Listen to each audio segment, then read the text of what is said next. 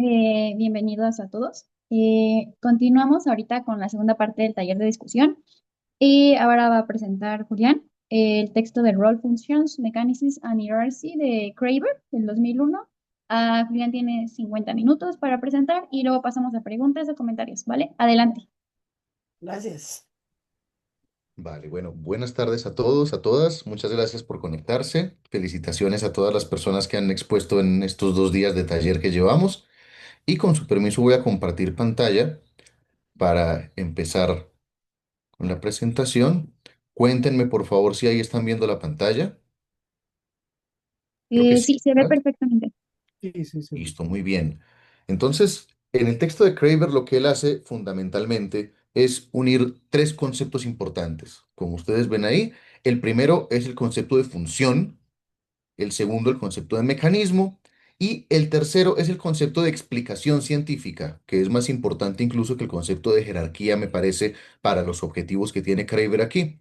Y va a unir estas tres cosas haciendo lo que él llama una síntesis entre la visión de Cummings, que se conoce como el enfoque sistémico o el punto de vista sistémico sobre las funciones, sus propias ideas sobre los mecanismos, qué es un mecanismo, en qué consiste y cuál es su poder explicativo, y en particular la propuesta de Wesley Salmon de la explicación científica que se conoce como el modelo causal mecánico. Esas son básicamente las tres cosas que nos va a ofrecer Craver aquí, adelantando un concepto que él llama funciones mecanísticas y cómo ese concepto no solamente permite, en su opinión, llenar algunos vacíos que están en la obra de Cummings sobre funciones, sino además arrojar luz sobre un fenómeno que en opinión de Craver se ha subestimado en la investigación filosófica y es cómo se evalúan empíricamente las funciones. Y para él, descubrir una función mecanística es un logro científico importante, dado que primero permite organizar esa función en una jerarquía compleja y segundo, se transforma en una instancia especial de explicación científica causal mecánica a la Salmon. Eso es lo que vamos a ver a continuación. Estoy teniendo intermitencia en la señal, entonces voy a apagar la cámara con su permiso. Igual no se pierden de nada. Así creo que no tenemos problemas con el audio. Se ve perfecto. Listo, entonces ahí se ve la presentación, que es lo importante. Este es Exercitatio Anatomica de Motu Cordis et Sanguinis in Animalibus, el texto de William Harvey que publica en 1628, donde entre otras cosas va a decir que la función del corazón es bombear sangre. ¿En qué sentido entonces la función del corazón es bombear sangre? Harvey descubre que la sangre circula a través de la economía corporal, que es una cosa que hoy nos resulta prácticamente natural, pero que en la época de Harvey era completamente desconocida. Había alguna idea de la llamada circulación menor o circulación pulmonar, pero nada más.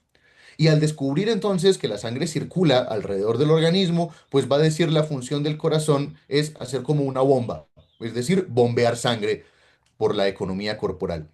De hecho, esto no era una cosa dada. Descartes, ustedes recordarán en el discurso del método, adhiere a la idea de la circulación de la sangre, pero va a decir que la función del corazón no es bombear sangre, que el corazón no funciona como un músculo o como una bomba que es activa, sino que funciona como un órgano pasivo y que es la sangre la que se calienta y al calentarse o rarificarse expande las cavidades cardíacas. Entonces hay una diferencia en este sentido, pero el modelo de Harvey pues es el que obviamente ha quedado y dice la función del corazón es bombear sangre. Y entonces eso nos hace preguntarnos qué es una función. Cuando decimos que una parte del cuerpo, por ejemplo, tiene una función, ¿a qué nos referimos? ¿Qué es lo que estamos diciendo? En principio uno podría decir, y a la izquierda está el corazón de Da Vinci y a la derecha el corazón de Humani Corporis Fabrica de Vesalio, aunque ya estaban las estructuras cardíacas más o menos bien identificadas, no se sabía qué era lo que hacía en el corazón en la economía corporal, simplemente se conocía de su existencia y su función estaba, digamos, en duda, había distintas teorías. Y entonces, ¿en qué consiste decir que el corazón bombea sangre? Que esa es su función. Como decía Alejandro el lunes en la primera sesión de este taller, uno podría decir que el corazón hace otras cosas, además de bombear sangre. Por ejemplo, hace un sonido característico, que son los sonidos de los cierres de las válvulas cardíacas, que se puede auscultar con un fonendoscopio, pero eso no nos parece tan interesante como decir que el corazón bombea sangre, o decir que la función del corazón es hacer un ruido, nos resulta un poco extraño. O por ejemplo, el corazón ocupa un espacio, pero decir que la función del corazón es ocupar un espacio también nos parece extraño, contraintuitivo. Entonces, ¿qué es lo que hace que la función del corazón sea bombear sangre y no otra? ¿Y a qué nos referimos cuando decimos que algo tiene una función? Ahora, lo que va a decir Kramer en este texto, huelga a decirlo, si bien él va a poner generalmente el ejemplo de la circulación de la sangre y del corazón, que es un ejemplo relativamente sencillo, por lo menos en abstracto, se puede aplicar a cosas muy complejas y en distintos, digamos, niveles de complejidad o niveles de observación. Tanto así que lo que primero hizo Kramer antes de este texto que estamos leyendo fue aplicar esta idea de funciones mecanísmicas o mecanísticas al fenómeno de potenciación a largo plazo o LTP, de acuerdo con el cual ustedes recordarán las conexiones sinápticas entre neuronas se fortalecen con la activación repetida y sincrónica y por eso ese proceso subyace a la plasticidad sináptica y a los procesos de memoria, por lo menos de acuerdo con algunos. Entonces también aplica para eso, aplica, va a decir Kramer, para los genes, sobre eso podemos discutir hacia el final, pero nos vamos a centrar en el corazón, que es relativamente más simple de entender en este contexto. ¿Qué es entonces una función? ¿O por qué es interesante, sobre todo para la biología y para las neurociencias y las ciencias cognitivas, explorar lo que llamamos funciones? El resto de ciencias, en líneas generales, ha prescindido de la noción de función. Nosotros no decimos que la función de un planeta es orbitar alrededor del Sol o que la función de un electrón es estar a cierta distancia del protón o cosa parecida. Simplemente decimos que ese es un estado de cosas. No obstante, parece que no nos podemos librar de los discursos funcionales cuando estamos hablando de las partes del cuerpo o de los órganos de un organismo o cosa parecida. Parece que en efecto sí tienen funciones. Y esa suerte de teleología que persiste en alguna medida en las ciencias biológicas y que mucha gente dice no se puede librar la ciencia biológica del discurso teleológico, es lo que ha llevado a querer naturalizar ese concepto de función, que es lo que Kramer va a llamar ahí como role functions. Esta diapositiva, que huelga decir es del doctor Alejandro Vázquez del Mercado, aquí lo puse para que no quepa ninguna duda, nos muestra algunos modelos que se han tenido sobre el tema de la función desde el punto de vista filosófico, las funciones desde el punto de vista explicativo y desde el punto de vista histórico-evolutivo, teniendo las primeras antecedentes analíticos con Nagel, con Hempel, y las históricas evolutivas empezando con Wright. De todas maneras, me voy a centrar muy rápidamente en hacer una panorámica de dos tipos de funciones que son importantes o dos abordajes que son las sistémico-causales, que es el abordaje de Cummings, que sigue escribiendo sobre el tema y al que se sigue citando, y la idea que empieza Wright y luego continúa Millikan, que es la idea de la función etiológica. Vamos a ver en qué consisten esos dos modelos que son, a grosso modo, los modelos más influyentes que hay. Lo vamos a ver de una manera muy rápida, muy panorámica, pero eso nos va a poder permitir entender la propuesta de Kramer a ese respecto. Entonces, la propuesta de Kramer se va a centrar sobre todo en las funciones entendidas desde el punto de vista sistémico o sistémico causal o las funciones Cummings. Pero vamos a empezar por las otras, por las etiológicas o las funciones Millikan. ¿Qué es lo que dice el enfoque etiológico de las funciones? Aquí tenemos la palabra account, que yo aquí traduje como enfoque, en otras ocasiones lo vamos a traducir distinto. Dice entonces, inicialmente Wright, luego Millikan, que la función de x es phi si, primero, x está ahí o ha sido seleccionado por la selección natural porque hace phi, y dos, phi es una consecuencia o resultado de que x esté ahí.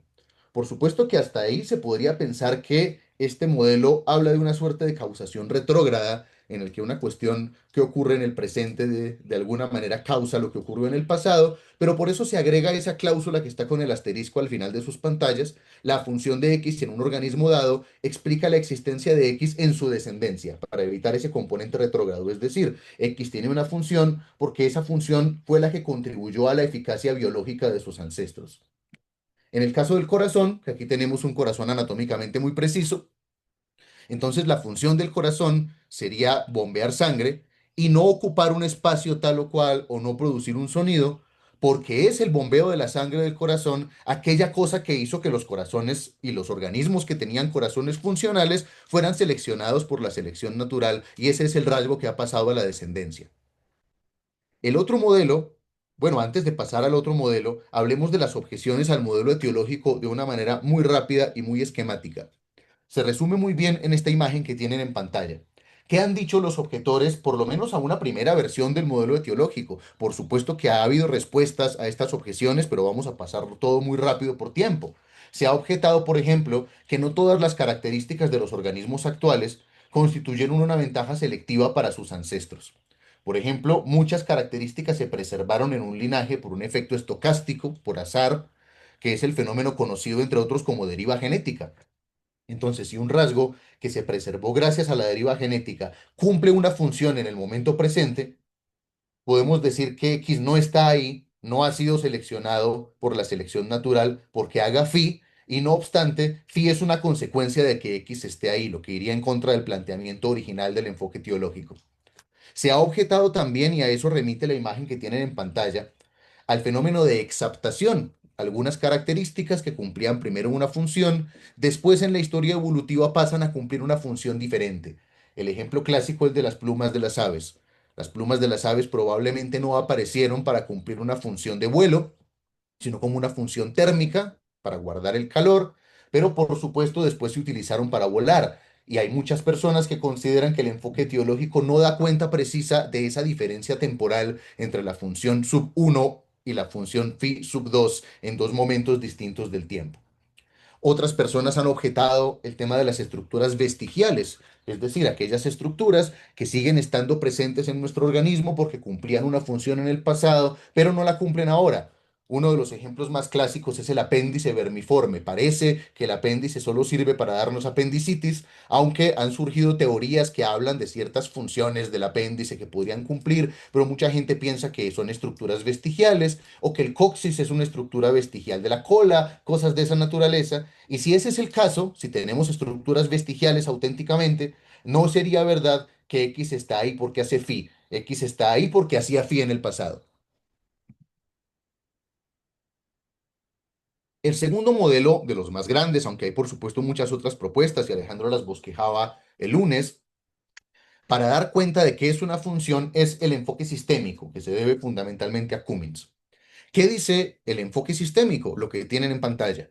X funciona como un phi en S, o la función de X en S es phi, en relación con una explicación analítica A, ahí también es account, analytic account, de la capacidad de S para psi, solo si X es capaz de fiar en S y A explica apropiada y adecuadamente la capacidad de S para psi, apelando en parte a la capacidad de X para phi en S.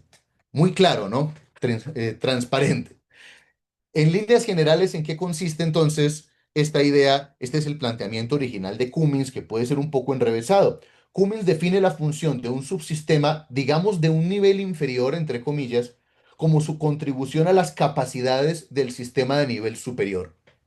Digo nivel inferior entre comillas, porque ni Cummins ni Craver, y esto es importante, se van a comprometer con una suerte de realidad ontológica de los distintos niveles. Es decir, no van a decir que la naturaleza viene dividida en niveles y que la explicación sistémica lo que hace es cortar el mundo por sus junturas, como dicen los filósofos que se ocupan de los géneros naturales.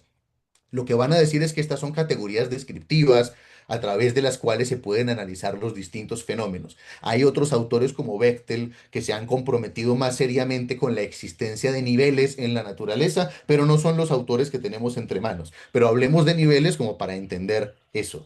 Entonces, algo, en este caso X, tiene una función que sería phi, dado que esa función phi contribuye a las capacidades del sistema S, que sería el sistema de nivel superior. Podemos entender prima facie entonces X como teniendo una relación mereológica con S. Este modelo, así como el etiológico que no les había dicho, se ha llamado también backward looking, es decir, mirando hacia atrás, porque determinar una función depende de aquella cosa por la que la parte fue seleccionada hace probablemente millones de años. El enfoque sistémico se conoce como forward looking u orientado hacia adelante, dado que lo que busca es decir qué hace una parte en el presente y cuál es su función en el sistema en un momento dado, y no examinar la historia evolutiva de la especie, por ejemplo, para examinar cuál es esa función. Evelyn Fox Keller, por ejemplo, argumenta que no es necesario recurrir a la selección natural para hacer atribuciones funcionales. y dice que tanto lógica como históricamente, la noción de función debe preceder a la acción de la selección natural. Imaginémonos, por ejemplo, una primera bacteria, un organismo unicelular que tenía partes, componentes, y esos componentes podemos pensar que ya cumplían una función dada sin que hubieran sido seleccionados por la selección natural, que es la pregunta que siempre le han hecho al enfoque teológico. ¿Qué pasa entonces con el primer organismo que tuvo determinada función? Ese problema no lo tiene el enfoque sistémico, pues, porque es forward looking. Y entonces, explicar, analizando las capacidades de los sistemas en las capacidades de sus partes componentes, es el objetivo del enfoque sistémico. La capacidad psi de S puede ser reducida a una suerte de ejercicio programado de las subcapacidades analizadas, que serían las phi. ¿Cómo aplica esto para el corazón? Aquí lo tenemos otra vez. Pues bien, entonces el corazón en este caso tiene la función de bombear sangre, no porque haya sido seleccionado o no por tener esa función dada, sino porque en el contexto actual de un sistema, ese bombeo de la sangre contribuye a las capacidades del sistema de nivel superior S, que sería, por ejemplo, el sistema circulatorio. El sistema circulatorio tiene como función, podremos decir de una manera bastante esquemática, transmitir oxígeno y nutrientes a la economía corporal, y a su vez el corazón cumple una función que contribuye a las capacidades de ese sistema S, que es bombear sangre. ¿Y qué es una explicación analítica? Eso que les he dicho. Analizar las partes o las capacidades de los sistemas con base en las capacidades de sus partes componentes. Eso es lo que se llamaría en general una explicación analítica. Esta es la imagen que nos da Craver ahí en el texto para explicar un poco eso. En la parte superior tenemos la notación que les he mostrado. Hay un sistema S que tiene unas capacidades psi y podemos de alguna manera descomponer o analizar más bien ese sistema analizando una de sus partes constitutivas, en este caso X, y las capacidades phi de ese sistema o subsistema X. Hablar de subsistema parece aludir a la teoría de sistemas a la von Bertalanffy, ¿no? Donde hay subsistemas compuestos por sistemas de menor jerarquía y finalmente componen un biosistema. No obstante, Cummings no se compromete con esa clasificación en particular, aunque puede ser compatible con su noción desde cierto punto de vista. Y entonces esa notación que tenemos en la parte de arriba, en la parte de abajo la tenemos explicitada, instanciada en el sistema circulatorio. El sistema S, que es el sistema circulatorio, tiene como función principal entregar oxígeno y calorías a los sistemas del cuerpo, mientras que el corazón, que es X, tiene, entre otras, una función phi, que sería bombear sangre. Las arterias tendrían otra, que sería enviar la sangre a través del organismo. Los riñones filtrarían esa sangre de impurezas. Las válvulas venosas regulan la dirección del flujo y así cada una de esas partes, digamos, X cumple una función phi que contribuye a la capacidad psi del sistema de jerarquía mayor. ¿Qué objeciones, en líneas muy generales, se han hecho a esta visión que Craver tiene en cuenta y menciona en un par de ocasiones? Probablemente la más importante tiene que ver con la noción de disfunción del enfoque sistémico. El enfoque teológico va a decir que un corazón es disfuncional en la medida en que no cumple aquel papel, aquella función por la que fue seleccionado, o la cumple de manera incompleta, de manera insuficiente respecto de aquella función por la que fue seleccionado. Pero un enfoque sistémico como este, dado que no apela a la selección natural, para poder decir que un sistema dado es disfuncional, por ejemplo, o es normofuncionante, tiene en ambos casos que acudir a la estadística, que acudir a otra serie de casos con los cuales hacer una comparación. Porque supongamos que yo tengo una persona con una falla cardíaca, con un problema en el corazón. Entonces digo que ese corazón es disfuncional. Sin embargo, examinando aisladamente ese organismo, su sistema circulatorio S y su corazón X, yo no puedo decir, no puedo derivar de ninguna parte que ese corazón es disfuncional. Tiene unas funciones y hay unas capacidades y contribuyen esas funciones a las capacidades de nivel superior y eso es todo. Entonces, la manera que yo tengo para decir que ese corazón en particular, ese token, es disfuncional, es compararlo con un tipo de corazón que de alguna manera alude a una suerte de clase de referencia estadística. Esto que tenemos en pantalla es el resumen gráfico del modelo que tiene Christopher Burs de una enfermedad. Él define una enfermedad como una disfunción y considera que una disfunción justamente es la función de una parte o de un órgano o de un pedazo del cuerpo humano o del cuerpo cualquiera que está por debajo de los valores normales definidos para una clase de referencia, que la clase de referencia es la que compone esa campana de Gauss, y la clase de referencia está a su vez compuesta por organismos de lo que él llama diseño funcional uniforme, es decir, organismos que comparten la misma edad, el mismo sexo, la misma especie. Entonces, para hablar de función o disfunción, el modelo sistémico requiere comparar siempre el token con un tipo de órgano o con un tipo de parte y con la función óptima de ese tipo, y entonces casi siempre termina en la estadística o colapsa en la estadística. ¿Esto por qué suele ser problemático? Porque, por ejemplo, Burs, aunque él no utiliza una noción de disfunción a la Cummins, sí utiliza una noción de disfunción forward-looking, es decir, considera que una función es algo que una parte está haciendo en el momento presente y no por la que fue seleccionada hace millones de años, pues tiene que recurrir a la estadística y el mismo Burs dice que su noción de función y de disfunción es libre de valores, es una noción puramente objetiva.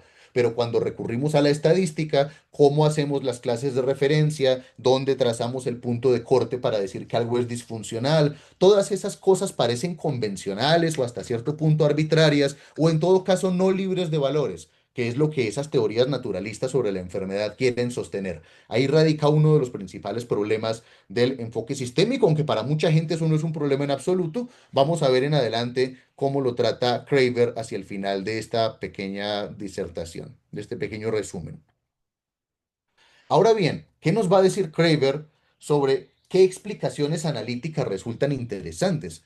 Porque, de nuevo, puede que resulte interesante en determinado momento hacer una explicación analítica, una analytic count de la función del corazón que es bombear sangre, pero puede que el hecho de que haga un ruido o unos ruidos o que ocupe un espacio en el tórax no resulte analíticamente interesante. Entonces, ¿cuáles explicaciones analíticas son interesantes? ¿Qué es lo que dice Cummins sobre esto? Hay tres criterios para hablar del interés de esas explicaciones potenciales. El primero, las capacidades analizantes phi son menos sofisticadas que la capacidad analizada psi, que es la capacidad del nivel superior. El segundo criterio, las capacidades analizantes son de diferente tipo que la capacidad analizada. Y el tercero, los componentes analizantes, X y phi, exhiben una organización compleja tal que en conjunto ellos psi, o generan psi o hacen psi o como lo quieran poner. Ahora bien, ¿qué es lo que va a decir Craver respecto a estos criterios que plantea Cummins? Que hay cierta vaguedad en decir que las capacidades analizantes son menos sofisticadas que la capacidad analizada. ¿A qué se refiere con menos sofisticadas? Si hay una relación mereológica, bueno, podríamos hablar de un menor nivel de sofisticación, pero no está completamente claro. ¿A qué se refiere Cummins cuando dice que esas capacidades analizantes son de diferente tipo? También podemos de alguna manera intuir en qué consiste, pero la definición parece no ser muy precisa, y en particular respecto del criterio 3, en qué consiste una organización compleja que exhiban esos componentes analizantes. Entonces, lo que dice Craver es que estos criterios son síntomas de explicaciones analíticas interesantes, pero no caracterizan lo que hace que esas explicaciones sean interesantes. Y a Craver le parece que incluir la noción de mecanismo va a permitir que la organización, que tiene tres características, activa, espacial, temporal, bueno, y jerárquica, serían cuatro de los mecanismos, se puede usar para especificar por qué ciertas explicaciones son más interesantes y otras no, es decir, para darle como más contenido a estos criterios de Cummins y eso pues es de lo que se va a ocupar. Hay que incluir entonces la noción de mecanismo y va a decir Craver, un sistema de Cummins es un mecanismo. ¿Qué es un mecanismo? Y esta es la definición del mismo Craver junto con McCammon y Darden, la clásica de su paper del 2000. Los mecanismos son conjuntos de entidades y actividades organizadas para producir cambios regulares desde las condiciones de inicio o configuración del mecanismo hasta las condiciones de finalización o terminación.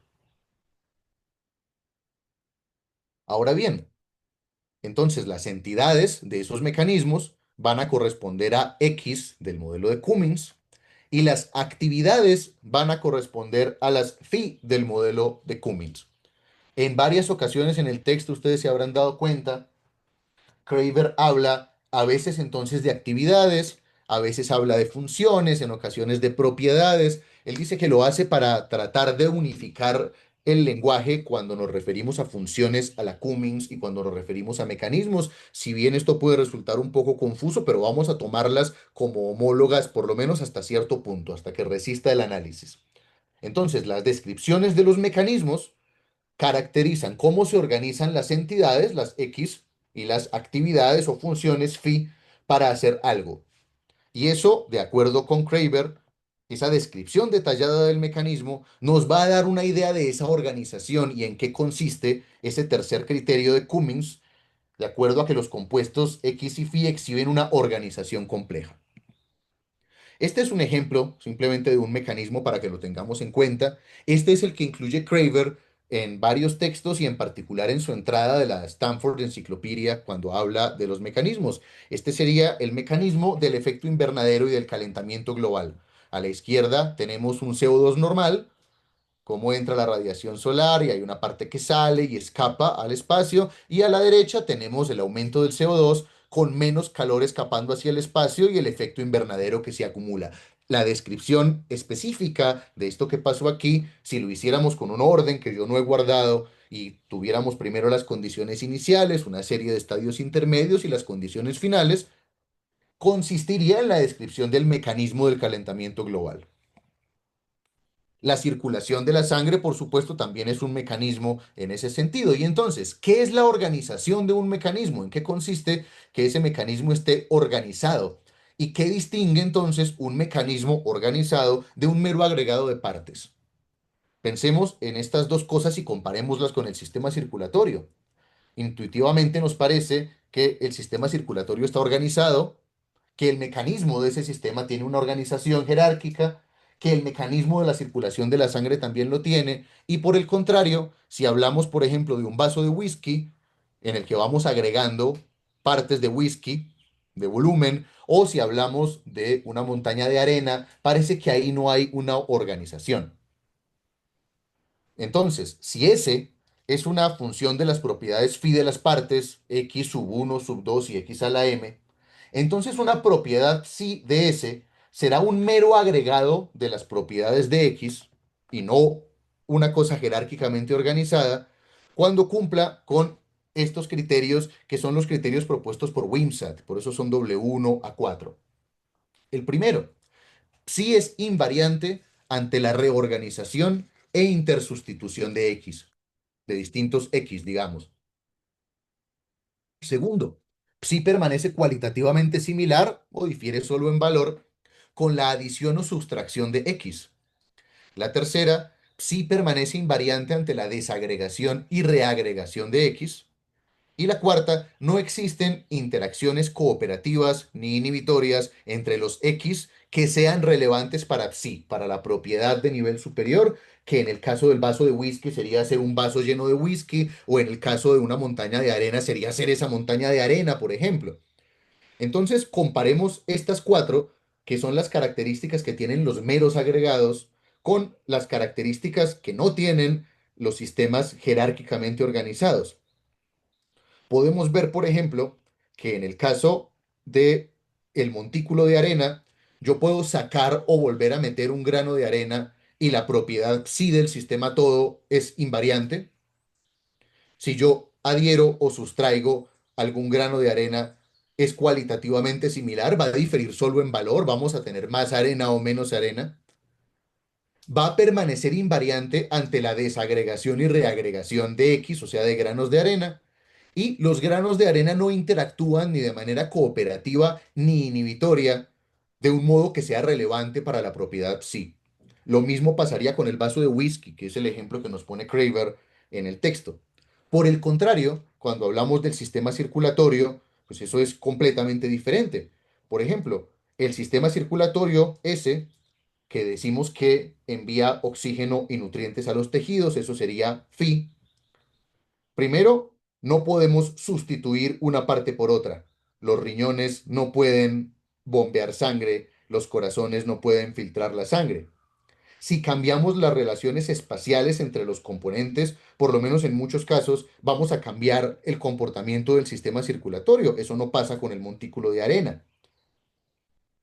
Hay además relaciones excitatorias e inhibitorias entre los distintos componentes del sistema circulatorio. Hay una cierta homeostasis circulatoria que se puede romper si cambian las variables de un lado o del otro, lo que no pasa con el montículo de arena. Y entonces ahí tendríamos que estos componentes de estos mecanismos, en contraste con los meros agregados, sí tienen una organización activa, interactúan unos con los otros de manera que son más que la suma de las partes. Y eso es lo que nos quiere mostrar aquí Kraver, que es una característica particular de los mecanismos de las entidades jerárquicamente organizadas, que son las que nos interesan. Las mismas entidades y actividades, además unidas en diferentes relaciones espaciales y temporales, pueden producir mecanismos muy diferentes. Entonces, entender cómo funciona un mecanismo es entender cómo una actividad conduce a la siguiente a través de una disposición espacial de los componentes y a través de la participación de esos componentes en un patrón temporal de actividades que está más o menos estereotipado de principio a fin del mecanismo. Este es otro ejemplo de mecanismo que tiene Kraver en otro texto, no en el que leímos. Este es el funcionamiento de los canales de sodio y nos muestra todas esas características que me voy a saltar por tiempo, pero ahí vemos cómo funcionan los canales de sodio, cómo hay una parte mecánica de rotación que permite que entren los iones sodio, que se despolarice la célula, etcétera, etcétera. Este es un mecanismo complejo en el que esas cuatro características de Wimsatt de los meros agregados no se cumplen. Ahora bien, ¿qué son las funciones mecanísmicas? Que es un poco la idea que nos va a proponer Kraver. Tiene que ver con hacer una síntesis entre esta idea del mecanismo y la idea de las funciones, que ya hemos visto más o menos cómo va, y mostrar además que el descubrimiento de una función en este sentido, es un logro científico. ¿Por qué? Porque primero contribuye a la integración de mecanismos multinivel, ya vamos a ver cómo, y segundo, proporciona una variedad contextual, va a llamar Kraver, de las explicaciones causales mecánicas a la Salmon. Ya vamos a ver eso cómo funciona. Las atribuciones de funciones mecanísmicas describen un elemento en términos de las propiedades o actividades en virtud de las cuales contribuye al funcionamiento de un mecanismo que lo contiene y en términos de la organización mecanicista mediante la cual realiza esa contribución. Y podemos decir entonces que las funciones son instanciadas por mecanismos. Entonces buscamos entender cómo un ítem determinado funciona en la organización espacial, temporal y activa de un mecanismo. Y de hecho, ¿cómo se atribuyen empíricamente esas funciones? Pues la parte activa, temporal y demás de un mecanismo generalmente se utiliza para examinar si un ítem cumple o no determinado rol en ese mecanismo, que es la pregunta que Kraver quería resolver. ¿Cómo empíricamente se asignan funciones a las distintas partes? Este dibujo sí está en el texto de Kraver y lo que él nos muestra ahí es fundamentalmente lo siguiente.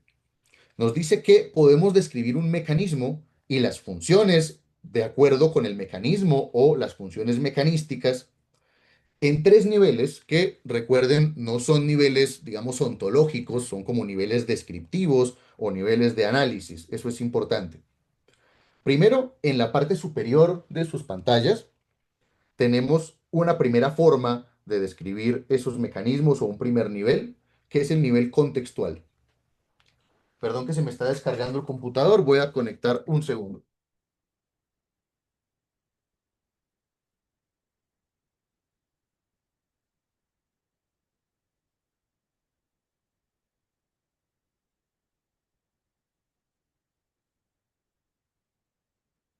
Listo, disculpen por ese bache, pero bueno, ya conecté el equipo. Entonces, ¿en qué consiste una descripción contextual? La descripción contextual, digamos, es la descripción del nivel más grande, es decir, de lo que él va a llamar un nivel más uno, como tenemos ahí. ¿Qué tenemos en el nivel más uno? Un mecanismo S que cumple una función psi y que está compuesto por subsistemas, entre comillas, X, que cumplen una función phi, que son los círculos oscuros dentro del círculo grande, que sería el mecanismo S, el mecanismo de mayor envergadura. Entonces, cuando hacemos ese análisis en ese nivel contextual, estamos examinando cómo cada una de esas capacidades o de funciones de X contribuye a las capacidades del mecanismo S y de qué manera, de una forma más bien general. Por otro lado, tenemos un análisis que puede ser aislado, que es el segundo, la segunda flecha roja, en el que lo que hacemos es tomar de manera justamente aislada la función phi de un X, que es una de esas partes del sistema S, y sobre todo debemos tener en cuenta para hacer esa descripción aislada lo que Craver va a llamar interfaces. ¿Qué es una interfaz? Es un locus de contacto o de interacción con otros objetos que están más o menos separados por ciertos límites cerrados de ese sistema que está ahí aislado. Entonces, por ejemplo, nos va a decir Craver que si hacemos un análisis del papel mecanístico del sistema circulatorio, vamos a poder decir que el corazón cumple, grosso modo, cuatro funciones. Primero, distribuye oxígeno y calorías al cuerpo. Segundo, bombea sangre a través del sistema circulatorio. Tercero, obviamente, expele sangre. Y cuarto, se contrae.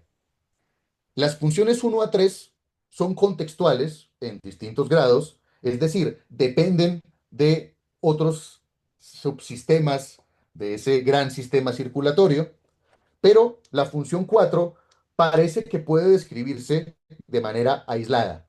La función 4 sería el foco de nuestra descripción aislada o isolated description. El corazón se contrae. Para todo lo demás, necesitamos hablar de los vasos del cuerpo, del sistema circulatorio, del oxígeno, las calorías que lleva o que transporta, pero para decir que se contrae eso lo podemos decir de una manera más bien aislada. Esa sería la función phi de X en un análisis aislado. Por otra parte, tenemos en un nivel inferior, la tercera parte que ven en sus pantallas, en la parte baja, el análisis constitutivo. ¿Y en qué consiste el análisis o la descripción constitutiva de esos mecanismos? Es lo que Craver va a llamar el nivel -1. Pues todos los mecanismos para que X haga phi, que a su vez se componen de unos mecanismos sigma de P o de unas funciones sigma de P. Entonces, por ejemplo, en el caso del corazón, X dijimos que era el corazón y phi la función o las funciones que cumple el corazón. Y después de que analizamos de manera aislada el corazón, podemos hacer una descripción constitutiva de los mecanismos de nivel aún más bajo. Por ejemplo, ¿cuáles serían las P de ese nivel aún más bajo? Las células cardíacas, los miocitos. ¿Y cuáles serían las funciones sigma de esas P o las actividades sigma de esas P? Pues resulta que esos miocitos se contraen y se dilatan o se mueven, tienen fibras de actina y de miocina que cabalgan unas sobre otras, y ese movimiento de las fibras, pues finalmente es la contribución de esa P al latido del corazón, que es el sistema X. Estos son los tres niveles posibles de examen de una función en estas tres variantes, de acuerdo con la propuesta de Craver, unida pues a la idea de Coombs. Ahora bien, respecto de la disfunción, sigue persistiendo el, entre comillas, problema, aún analizándolo de manera mecanísmica. Es decir, si yo tengo un corazón disfuncional, ese corazón no va a estar cumpliendo una función y yo solamente puedo saber eso comparándolo con otros corazones funcionales. Entonces, ¿qué va a decir Craver? Hay un tipo de corazón y hay un tipo de mecanismo y hay un tipo de mecanismos de nivel jerárquico superior del sistema circulatorio y hay un tipo de mecanismos de nivel jerárquico inferior, los sistemas celulares del corazón. Y entonces es comparando con esos tipos que yo puedo saber que un corazón es disfuncional. De todas maneras, eso colapsa en la estadística, si bien la descripción de los mecanismos nos permite hablar de tipos de mecanismos y, entre comillas, entonces, de tipos de mecanismos normales y tokens de mecanismos anormales. Va a decir entonces Craver que una actividad phi o una función está completamente integrada en un mecanismo multinivel cuando se cumplen estas tres condiciones que tienen en pantalla. La actividad se ha ajustado o fit into, lo traduje como ajustado, a la organización de un mecanismo de nivel más alto, o sea, el +1 que veíamos que es el sistema circulatorio. Dos, la actividad aislada, o sea, el nivel 0, se ha descrito adecuadamente.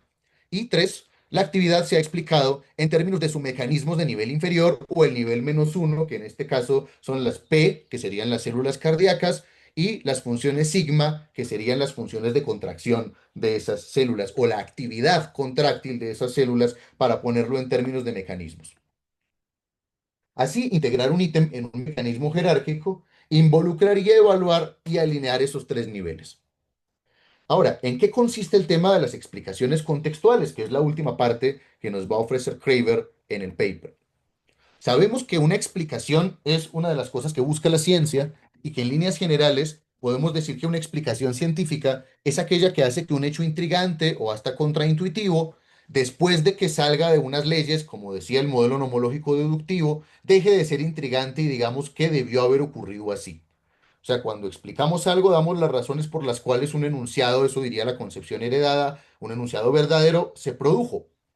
Y ahí tenemos el típico ejemplo de que en el vacío una pluma y una piedra caen con la misma aceleración. Por supuesto que, aunque no es exactamente lo mismo, la explicación científica tiene una relación profunda con la causalidad, en la medida en que, aunque expliquemos hechos particulares o hechos generales, en muchas ocasiones la explicación parece apelar a decir cuáles son las causas del fenómeno explicado. No obstante, Hempel, en el archifamoso modelo nomológico deductivo, que también propusieron Popper y John Hopkins, va a basar la explicación científica en leyes, por eso nomológico, y en una deducción, leyes como regularidades que tienen que acaecer necesariamente.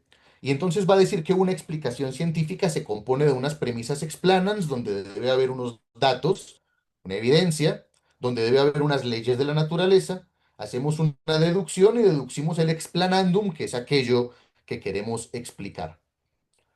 De acuerdo con Hempel, entonces la causalidad presupone una ley. Hay un carácter nomológico de la causalidad y las causas serían las condiciones antecedentes o el explanans.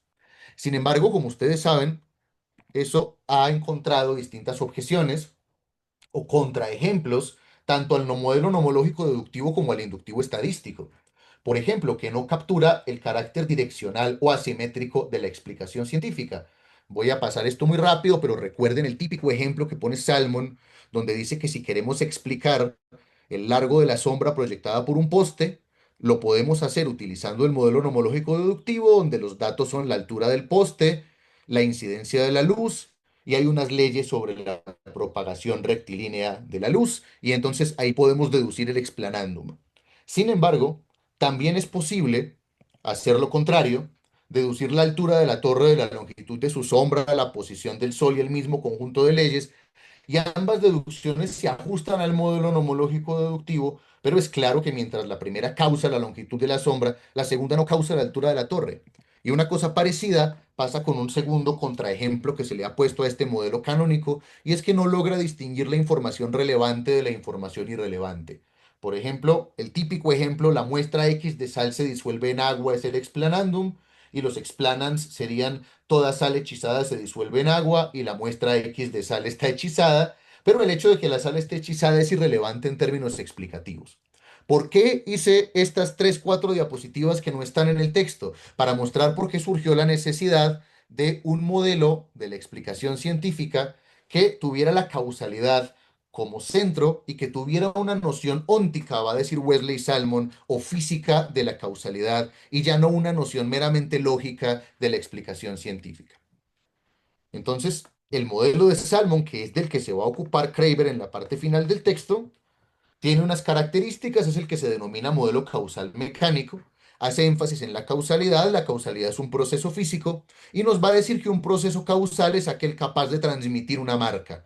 Es decir, que si el proceso es alterado en la forma apropiada, la alteración persistirá sin influencia externa. En síntesis, los procesos causales tienen la capacidad de propagar su propia estructura de un lugar a otro y a lo largo del tiempo de forma espaciotemporal continua, sin necesidad de interacciones externas adicionales.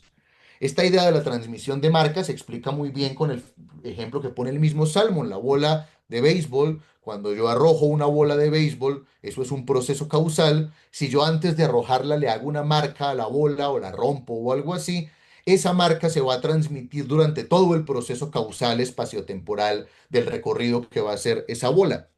Por el contrario, Eso sería un auténtico proceso causal, mientras que un pseudoproceso sería aquel que no es capaz de transmitir una marca.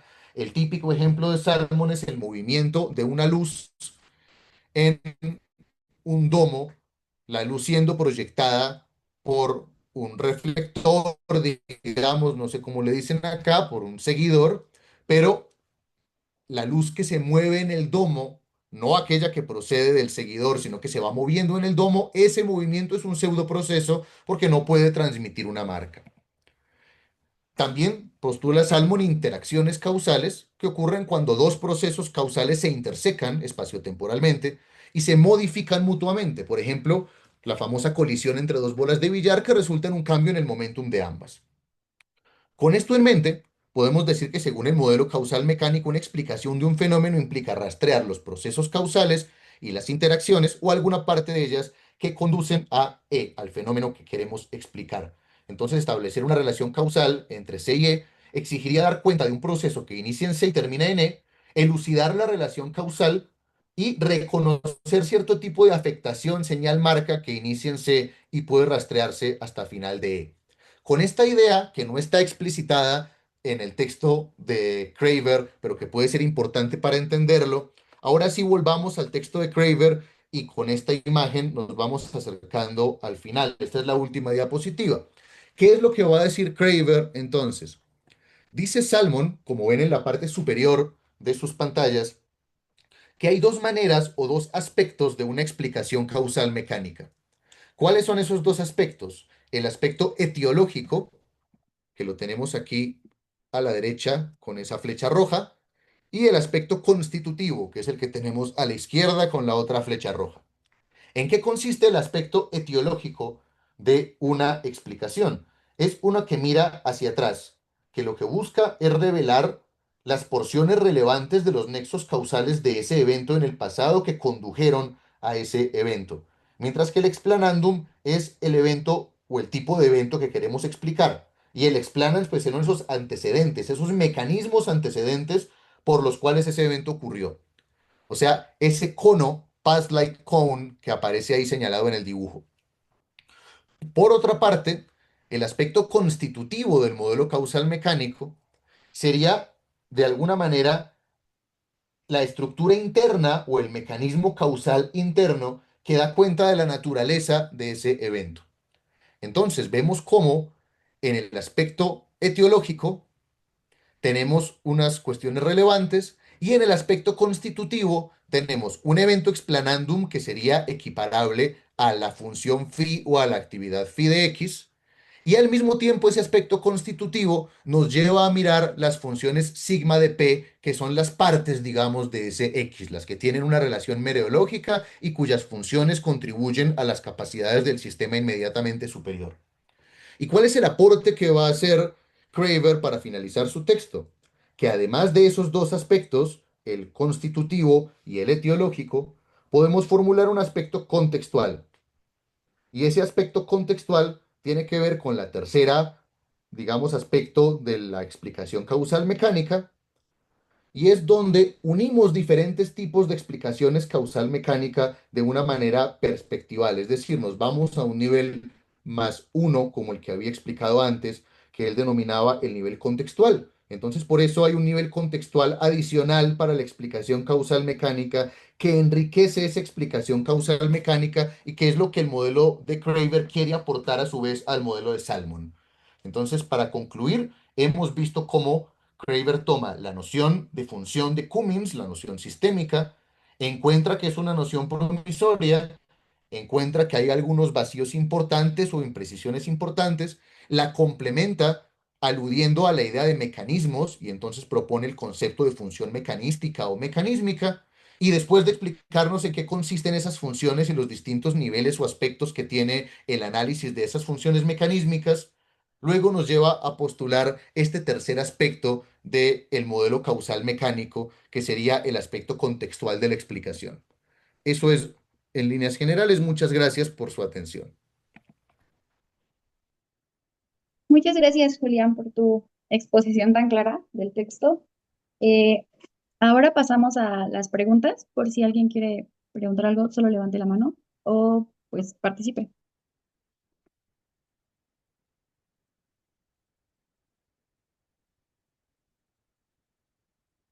Adelante, Alejandro. Gracias. A ver, no sé qué piensan, y tú, Julián, no sé qué pienses, pero eh,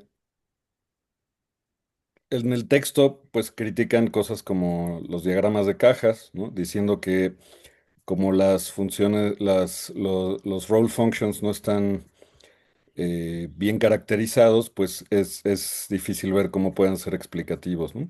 Pero hay contextos donde claramente los diagramas de cajas, pues sirven, ¿no? O sea, pensando un caso, pues podría ser para explicar un programa de computación, ¿no? Por ejemplo. Claro, o sea, no quiere decir que todo sea así, sino que pues los ordenadores están diseñados para que no importen muchísimas cosas contextuales, mecánicas, etcétera, ¿no? Y justamente pues uno pueda obtener siempre el mismo resultado de esas formas. Eh, entonces lo que quería decir es, uno puede usar este texto o este trabajo para entender por qué cuando algo, lo que uno quiere explicar es un fenómeno mecánico, eh, no se puede abstraer de este tipo de cosas. Pero, digamos, esto no, o sea, no demuestra que todos los fenómenos que uno quiere explicar, de hecho, sean fenómenos mecánicos, ¿no? Entonces, a lo mejor un computacionalista clásico en psicología diría, sí, todo esto es verdad.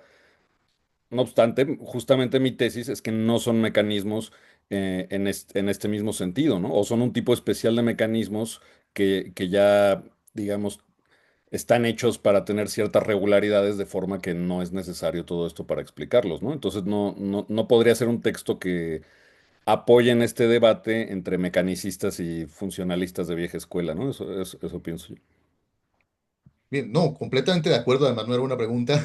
Estoy completamente de acuerdo y creo que, bueno, aunque Kraber hace una explicación bastante detallada, de alguna manera, no sé si a propósito, se aleja de las explicaciones en ciencias cognitivas y de la atribución de funciones en ciencias cognitivas y nos habla de cosas, podríamos decir, relativamente más simples, como la función del corazón o de las células cardíacas o de los canales de sodio en otros contextos o del efecto invernadero, probablemente por eso, ¿no? Porque parece que esas funciones sí podrían requerir, digamos, abrir la caja y mirar esos mecanismos que están allí adentro y que dan cuenta de esas funciones o actividades en el mecanismo, pero claramente en ciencias cognitivas no hay una uniformidad respecto de que eso en efecto sea necesario para la explicación. O sea que Ujú. estoy completamente de acuerdo con que esa es una suerte de omisión del texto. No obstante, Kramer podría decir que no era su objetivo, pero claramente es un problema que deja planteado.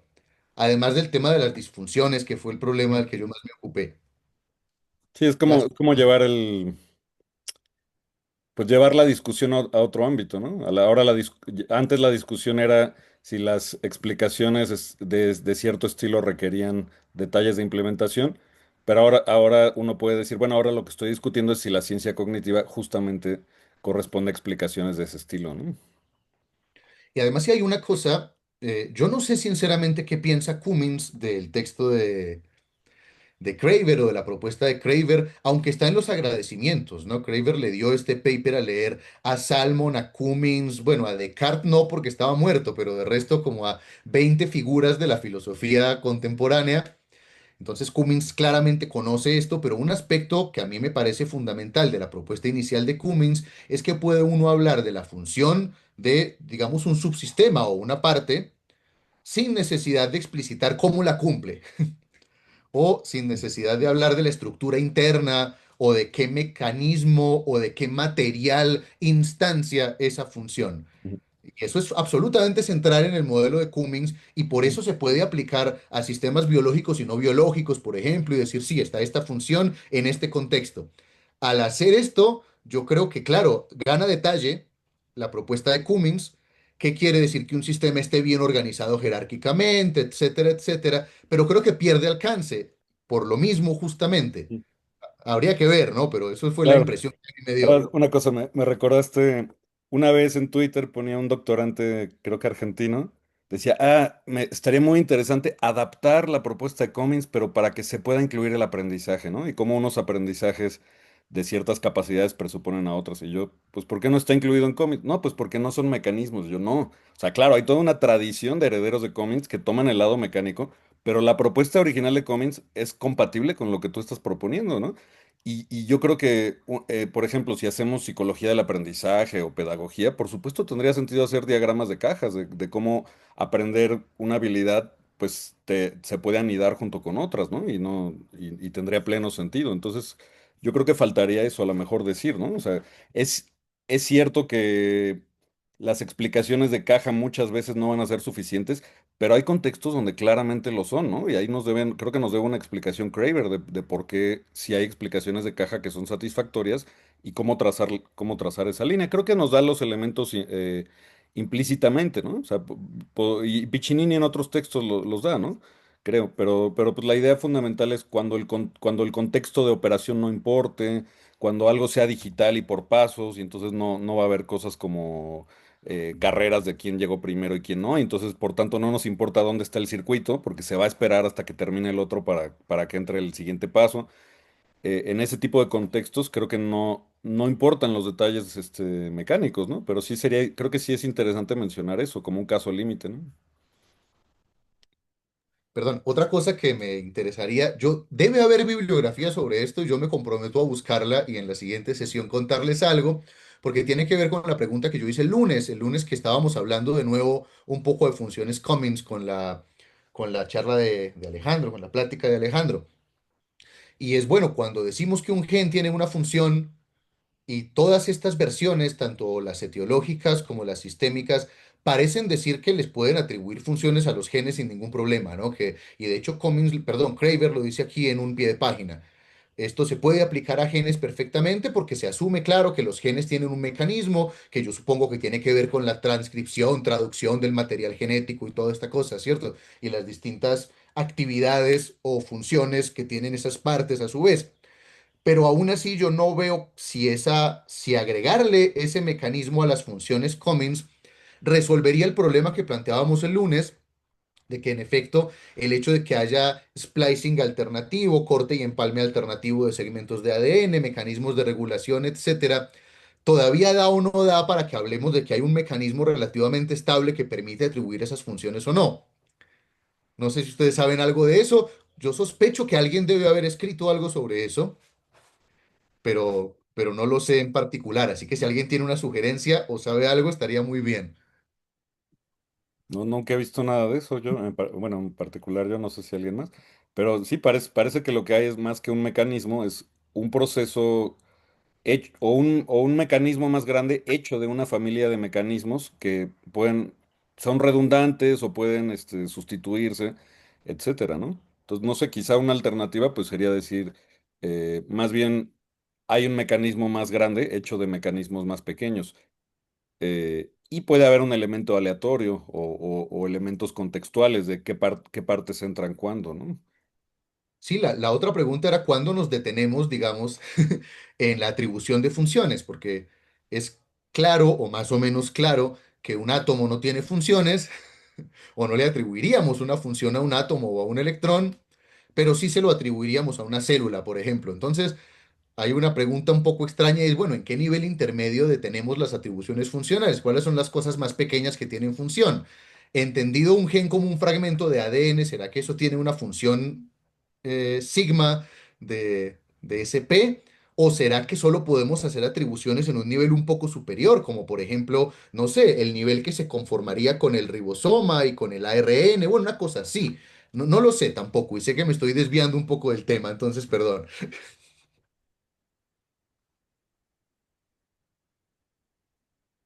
¿Alguien más tiene algún comentario? ¿Alguna pregunta? Yo tendría una pregunta. Adelante. Excelente presentación, Julián, como siempre. Me encantan tus imágenes. Gracias. Eh, Oye, justo me interesa mucho la parte que hablaste sobre las disfunciones, ¿no? Por la relevancia que tienen en el concepto de enfermedad mental. Eh, y bueno, mencionaste que, bueno, Burs es el digamos, resuelve el tema de las disfunciones a partir de una concepción estadística, ¿no? Y la noción esta de clase de referencia, me parece. En el caso de Cummings, Lo resuelve más de la misma manera que Craver, ¿no? Con esta idea de, bueno, de la relación entre tipo e instancia, ¿o es diferente? Esa es una pregunta. Y la otra, que igual es porque no entiendo del todo por qué causa tanta bronca este tema, ¿no? De, de, de la disfunción, cuando me parece que, por ejemplo, resolverlo con esta, entre la relación entre type y token, ¿no? Sería suficiente. ¿Por qué tiene tantas objeciones? Bueno, yo qué diría, gracias Mariana por la pregunta. Qué bueno que te gustaron las imágenes de la charla. Muchas eran del texto de Craver, de todas maneras. Yo no tengo mérito ahí más que control C y control V. No, pero Eh, otras muy divertidas son tuyas. bueno. Entonces, ¿yo qué pienso? Primero lo de Type Token, yo creo que de alguna manera ambas soluciones, la solución de Burs y la solución, digamos, de Craver, son, si Ujú. no idénticas, similares. Porque claro, Craver dice, yo puedo decir que un token, un corazón, es disfuncional porque pues no cumple la función que debe cumplir el tipo corazón, el tipo, por ejemplo.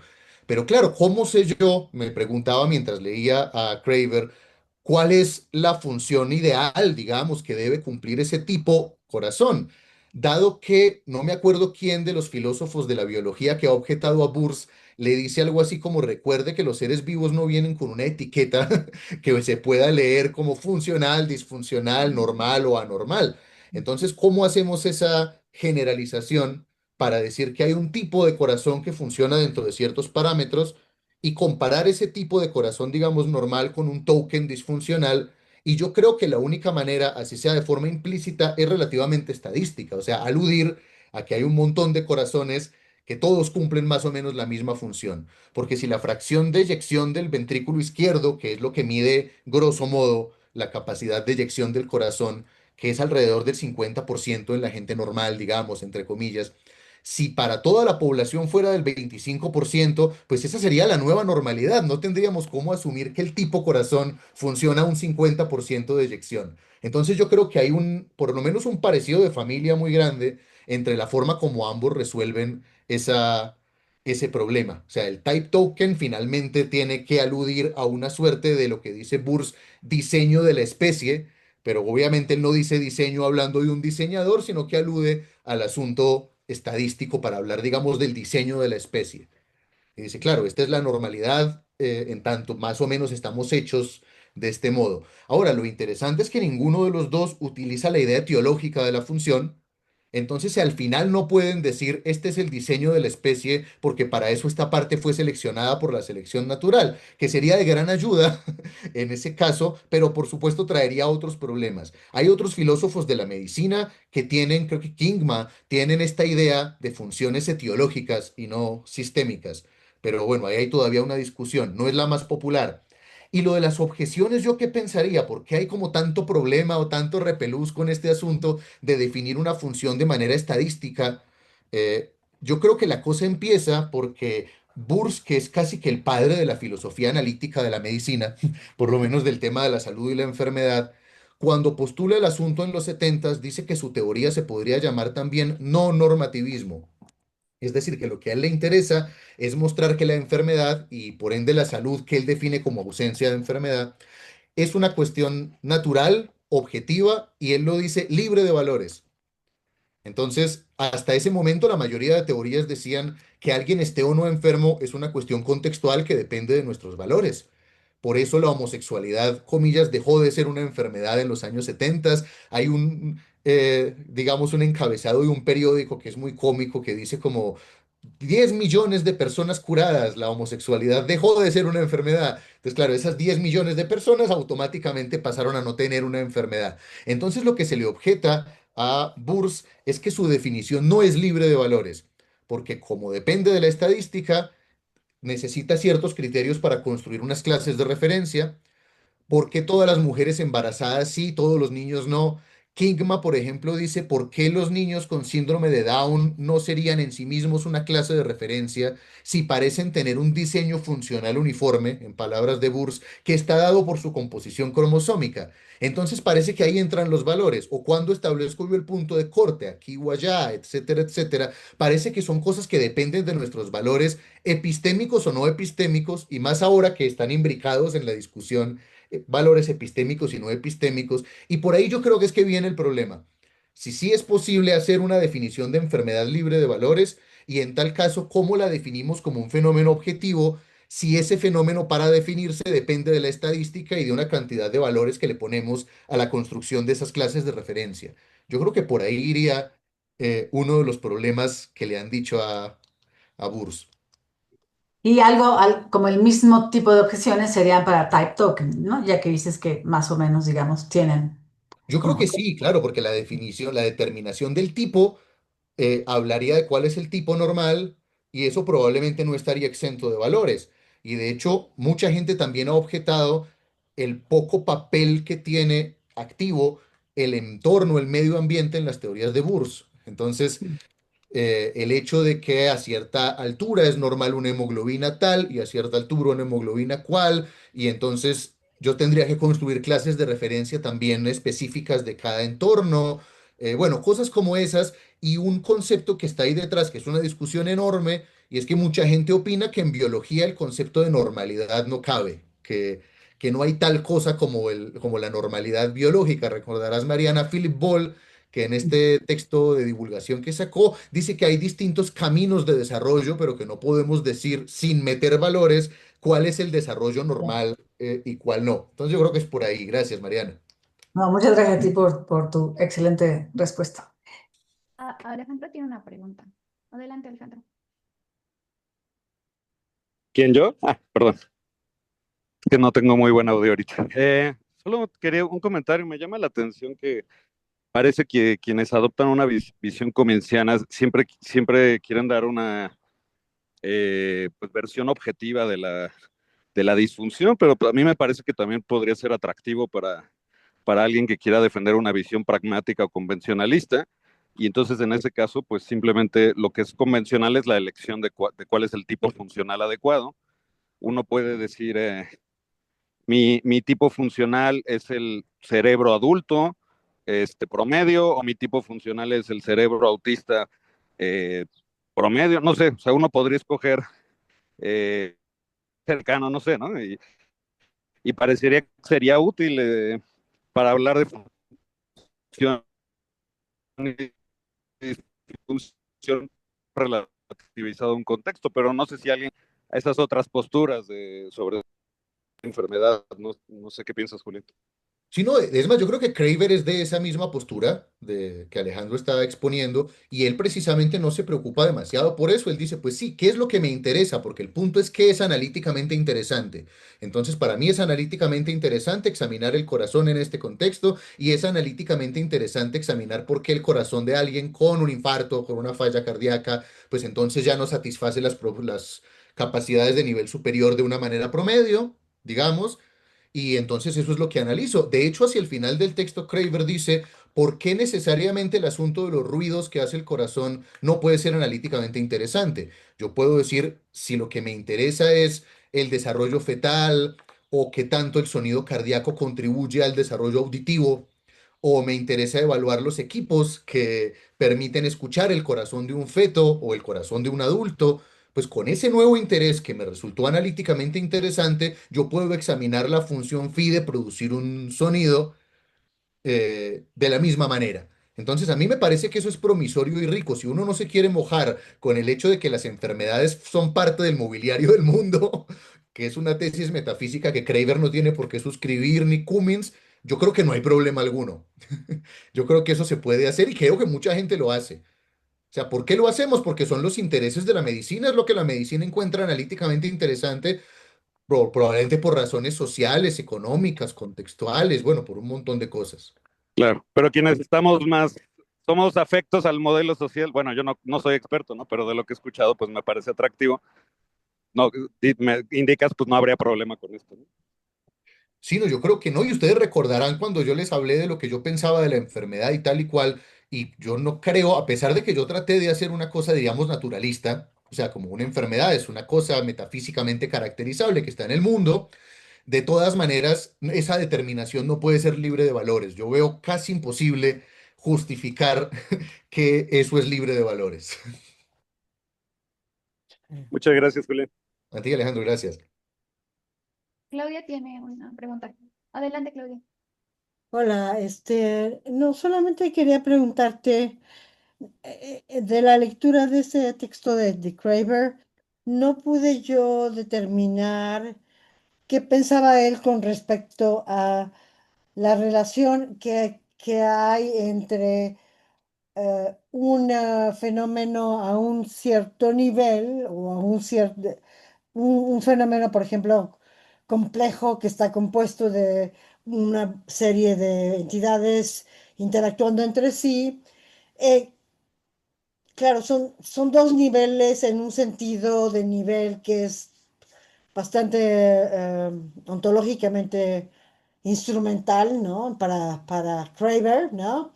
Pero de todas maneras, la pregunta era si él, ¿cuál que pensaba que es la relación entre esos niveles? ¿Es causal o no es causal, según él? A mí me parece una excelente pregunta. Yo creo que eso no está claro en el texto sin ninguna duda, ¿cierto? Ahora, ¿yo qué pensaría? Primero es claro que él no se quiere mojar con el asunto de la realidad ontológica de los niveles, como si el mundo se parte en niveles y los niveles son estos, porque sí, es una cosa muy compleja. Lo que podemos hacer es algo, digamos, descriptivo u operacional y decir, si yo en este nivel epistémico veo ciertas cosas y en este otro pues veo otras y en este otro veo otras. Sin embargo, yo no creo que la relación entre un nivel y los subniveles que lo componen, por ponerlo de alguna manera, sea en opinión de Craver una relación causal. Me daría más la impresión que dado que él considera que es una cosa mereológica, de alguna manera sería una relación, no sé si decir de superveniencia o que podríamos caracterizar como superveniencia. O sea, hay unas propiedades acá que de alguna manera supervienen de las propiedades aquí abajo y obviamente yo no veo las propiedades de nivel superior en el nivel inferior, pero no creo que sea una relación causal, porque sería además muy extraño, aunque hay gente que lo ha hecho, Sí, decir que las células del corazón causan el movimiento del corazón. Uno podría decir que las células del corazón al moverse son el movimiento del corazón, junto con otras cosas, ¿no? Pero es una sospecha. Estoy de acuerdo con que eso Craver no lo menciona demasiado acá. sí, ¿cómo se llama? Gillette, que publica con frecuencia con Aizawa. Gillette tiene toda una teoría en que dice que sí, que no, la relación composicional no es causal, es una relación ontológica, según él, ontológica, ¿no? Es decir, de determinación ontológica que no es causal. Entonces, hay que es Transitiva, ¿no? fuerte, sí, transitiva además. Transitiva, ¿no?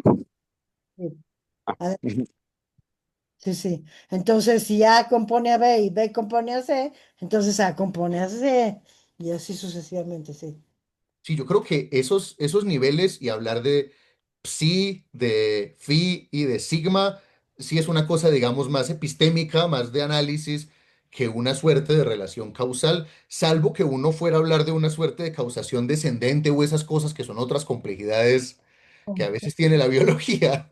Sí, no, no, pero sí, o sea, puedes ser instrumentalista al respecto o puedes ser ontológicamente más comprometido al respecto, como Gillette.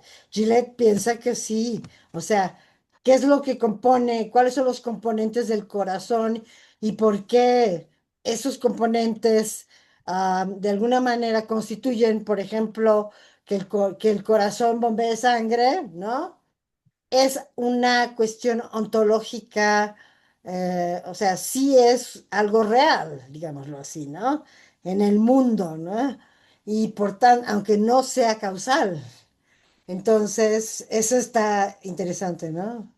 creo Es que yo. cuando yo leía, no sé, de pronto también estaba siendo demasiado quisquilloso, demasiado suspicaz, pero cuando yo leía que Kramer utilizaba la expresión jerárquicamente organizado, entonces él decía, listo, estos niveles no existen, pues son niveles de análisis, tal, para analizar sistemas jerárquicamente organizados.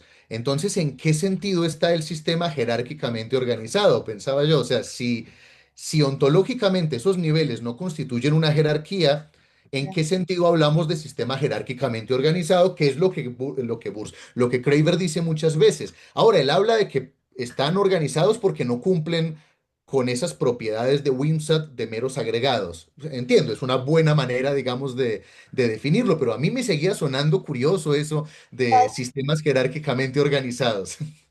No, lo de Wimsat está bien, pero no te da la organización de niveles jerárquica, creo yo, ¿no? Es, Exacto. O sea, entonces, sí, ahí sí, yo creo que tiene un problema Craver. Pero bueno, eso lo podríamos discutir, ¿no? de En algún acuerdo. Si es que momento. es un problema grande, o sea, Sí, ¿cómo le hace uno sentido al hecho de que el corazón ontológicamente tiene unas partes y esas partes son las células cardíacas? ¿En qué medida eso es ontológicamente mejor que decir que el corazón tiene cuatro partes, dos aurículas y dos ventrículos, o dos partes, el corazón izquierdo y el corazón derecho? A mí eso me parece claro, muy complejo. claro. No, y siempre hay, o sea, como que parecería que hay una manera de partir el corazón, por así decirlo, que es explicativamente mucho mejor que otra, ¿no? Explicativamente desde el punto de vista de cómo funciona y por qué hace, cómo hace lo que hace. Y entonces ahí tienes como muchos constreñimientos que te permiten decir, estas sí son las partes y esas no Claro, y son de las pronto Kramer podría apelar de nuevo al concepto de mecanismo. Es difícil pensar que si yo parto un pedazo del corazón, un tajo, cualquiera, eso tiene un mecanismo partes. que hace sentido, probablemente no. Entonces yo solo encuentro auténticos mecanismos cuando me voy a una suerte de auténticas partes, aunque claro que Kramer no se está mojando con eso, pero es toda una discusión, sí. Lo que pasa es que Kramer, yo siento que Kramer como que no quiere comprometerse en cosas problemáticas, porque entonces le van a hacer muchas objeciones. Entonces, ¿no? Ahí son como estilos de filósofos, ¿no? Por así decirlo. Sino guardando las debidas proporciones, obviamente, pero en el texto que yo escribí sobre lo de la enfermedad que les conté, hay un renglón donde yo pongo algo así como en los distintos niveles tal y tal cosa. Y Sí, ahí uno de los referees me hizo una objeción como de una página diciéndome que cómo hablaba yo de niveles, que dónde estaban esos niveles, que entonces tuve que cambiar la redacción a una redacción a la Kramer, ¿no? Como claro, claro, claro. los digamos niveles. ¿No? No, no, yo no quiero.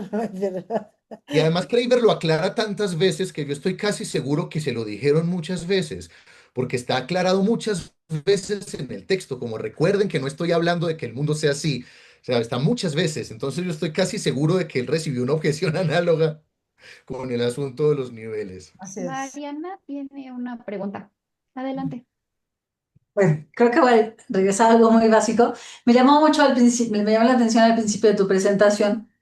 Pusiste un diagrama que me parece que dijiste que había sacado de otro lado, algo sobre el corazón y el sistema circulatorio. Pero mencionaste que desde muy temprano, ¿no? En los tiempos de la medicina, las estructuras del corazón están perfectamente identificadas, ¿no? No sé si lo dijiste así, pero no sus funciones. Y eso me llamó mucho la atención, justo pensando en, digo, en lo que se plantea en el otro artículo del constreñimiento entre digamos, identificar una estructura y sus partes y su función.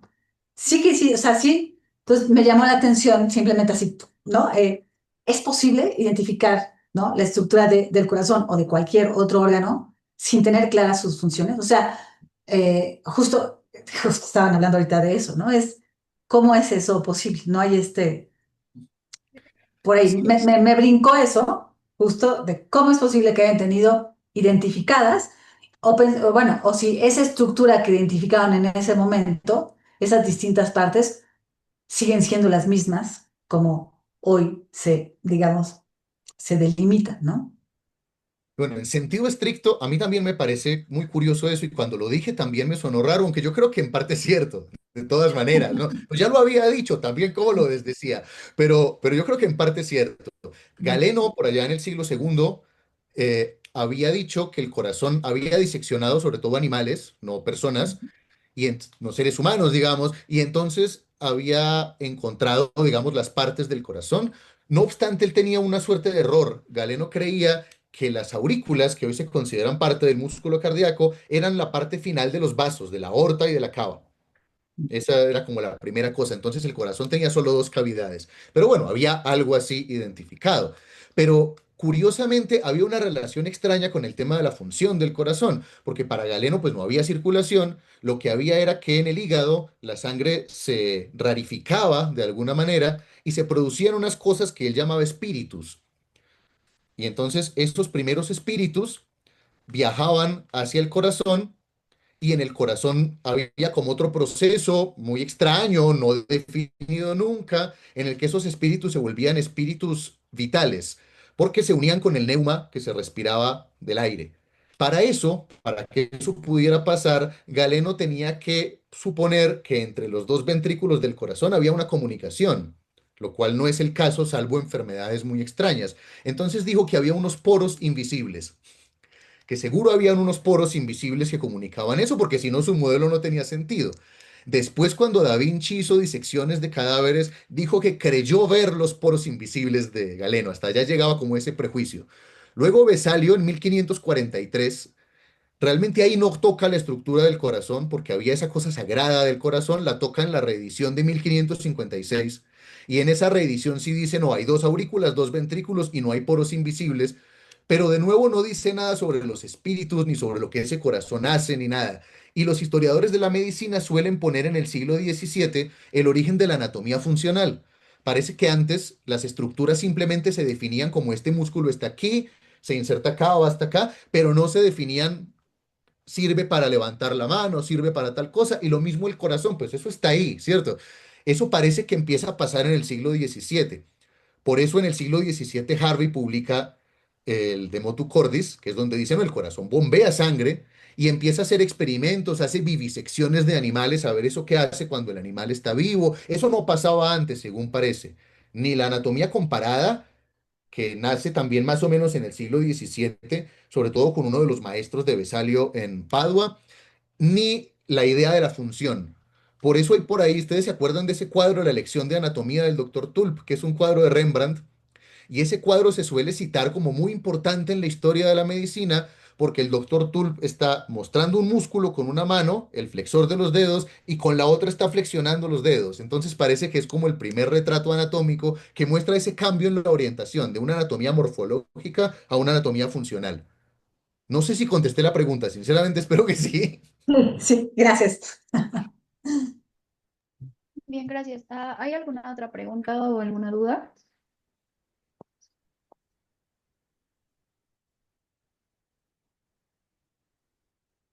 Bueno, si no hay alguna otra pregunta, damos por terminado el segundo día de este taller. Muchas gracias, Julián, por tu presentación. Estuvo muy buena y muchas gracias a los que vinieron Muchas y gracias a todos y a participaron. todas. Gracias. Gracias. Gracias, Julián. Luego, Gracias a ti, Melissa. gracias, Melissa. Feliz tarde.